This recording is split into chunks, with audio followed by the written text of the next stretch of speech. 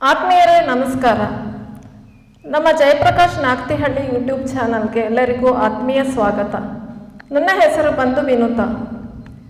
ನಾನು ಈ ವಿಡಿಯೋದಲ್ಲಿ ನಮ್ಮ ಜಯಪ್ರಕಾಶ್ ನಾಗ್ತಿಹಳ್ಳಿ ಸರ್ ಅವರು ಕೊಟ್ಟಿರುವಂತಹ 35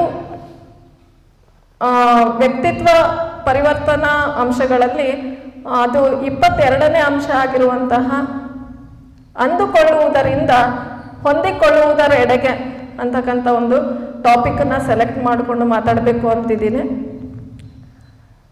ಅಂದುಕೊಳ್ಳುವುದು ಅಂತಂದರೆ ಒಂದು ರೀತಿ ಊಹೆ ಅಂದರೆ ಕನಸನ್ನು ಕಾಣ್ತಕ್ಕಂಥದ್ದು. ಹೊಂದಿಕೊಳ್ಳುವುದು ಅಂತಂದಾಗ ಅದನ್ನು ಕಾರ್ಯರೂಪಕ್ಕೆ ತರೋದು. ಅಂದುಕೊಂಡಿದ್ದನ್ನು ಕಾರ್ಯರೂಪಕ್ಕೆ ತರ್ತಕ್ಕಂಥದ್ದೇ ಹೊಂದಿಕೊಳ್ಳೋದು ಅಂತೇಳಿ. ಈಗ ನಮ್ಮ ವೈಯಕ್ತಿಕ ಜೀವನದಲ್ಲಿ ನಾವು ಸಾಕಷ್ಟು ಬಾರಿ ಅಂದ್ಕೋಬಹುದು, ನಾವೇನು ಅಂದ್ಕೊಂಡಿರ್ತೀವಿ ಅದು ಆಗಬಹುದು ಅಥವಾ ಆಗದಲ್ಲೂ ಇರ್ಬೋದು. ಆದರೆ ಸಂತೋಷ ಪಡ್ತೀವಿ, ಹೊಂದ್ಕೋತೀವಿ. ಆಗದಲ್ಲೇ ಇದ್ದಾಗ ನಾವು ಒಂದು ಸ್ವಲ್ಪ ಬೇಸರ ಪಡ್ಕೋತೀವಿ. ಉದಾಹರಣೆಗೆ, ಈಗ ನನಗೆ ನೀರು ಕುಡಿಬೇಕು ಅಂತ ಅನಿಸ್ತಾ ಇದೆ. ಹಾಗಿದ್ದಾಗ ಅದಕ್ಕೆ ನೀರು ಕುಡಿಯೋದು ನನ್ನ ಕಾರ್ಯ ಆಗಿರುತ್ತೆ.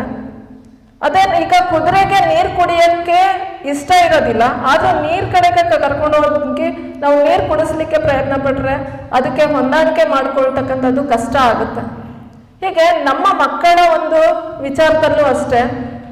ಈಗ ಅವರ ವಿಚಾರದಲ್ಲಿ ಈಗ ಪರ್ಸೆಂಟೇಜ್ ತೆಗಿಲೇಬೇಕು ಅಂತಕ್ಕಂಥ ಅವರಲ್ಲಿ ನಾವು ಒತ್ತಡವನ್ನು ಹೇರಿದಾಗ ಏನಾಗುತ್ತೆ, ಅವರು ತೆಗಿದಲೇನೂ ಇರ್ಬೋದು. ಹಾಗೆ ನಾವು ಅಂದ್ಕೊಂಡಿದ್ದು ಆಗ್ದಲೇ ಇದ್ದಾಗ ಅದಕ್ಕೆ ಹೊಂದಿಕೊಂಡು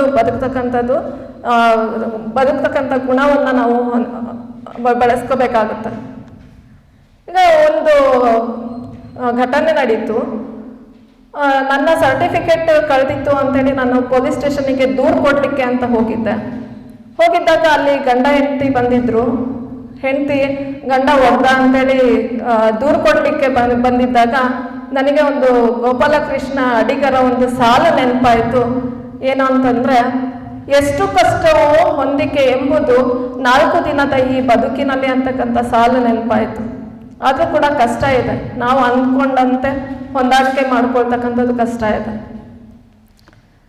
ಈಗ ವಾತಾವರಣದಲ್ಲಿ ಏರುಪೇರು ಆಗ್ತಾನೆ ಇರುತ್ತೆ. ಕೆಲವು ಸಲ ಬೇಸಿಗೆಗಾಲ, ಮಳೆಗಾಲ, ಚಳಿಗಾಲ ಎಲ್ಲವಕ್ಕೂ ಕೂಡ ನಾವು ಹೊಂದಾಣಿಕೆ ಮಾಡಿಕೊಂಡು ಹೋಗ್ಬೇಕಾಗುತ್ತೆ. ಆದರೆ ನಾವು ಹೊಂದಾಣಿಕೆ ಮಾಡ್ಕೊಳ್ಳೇಬೇಕು. ಅದಕ್ಕೆ ಚಳಿಗಾಲ ಬಂತು ಅಂತಂದರೆ ನಾವು ಸ್ವೆಟರ್ ಹಾಕ್ಕೊಳ್ಳೇಬೇಕಾಗುತ್ತೆ. ಮಳೆಗೆ ಛತ್ರಿ ಹಿಡಿಬೇಕಾಗುತ್ತೆ ಅದರಿಂದ ರಕ್ಷಣೆ ಪಡ್ಕೊಳ್ಳಿಕ್ಕೆ. ಅದೇ ರೀತಿ ಬೇಸಿಗೆಗೆ ನಾವು ಕಾಟನ್ ಬಟ್ಟೆಗೆ ಹಾಕ್ಕೋಬೇಕಾಗುತ್ತೆ. ಹಾಗೆ ನಮ್ಮ ಜೀವನದಲ್ಲೂ ಕೂಡ ನಮ್ಮ ಜೀವನದ ಏರುಪೇರುಗಳಿಗೂ ಕೂಡ ನಾವೇನು ಮಾಡಬೇಕು, ಹೊಂದಾಣಿಕೆ ಮಾಡ್ಕೊಳ್ತಾ ಹೋಗ್ತಕ್ಕಂಥದ್ದು ನಮ್ಮ ಕರ್ತವ್ಯ.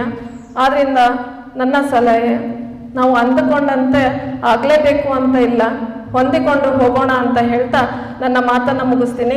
ಧನ್ಯವಾದಗಳು.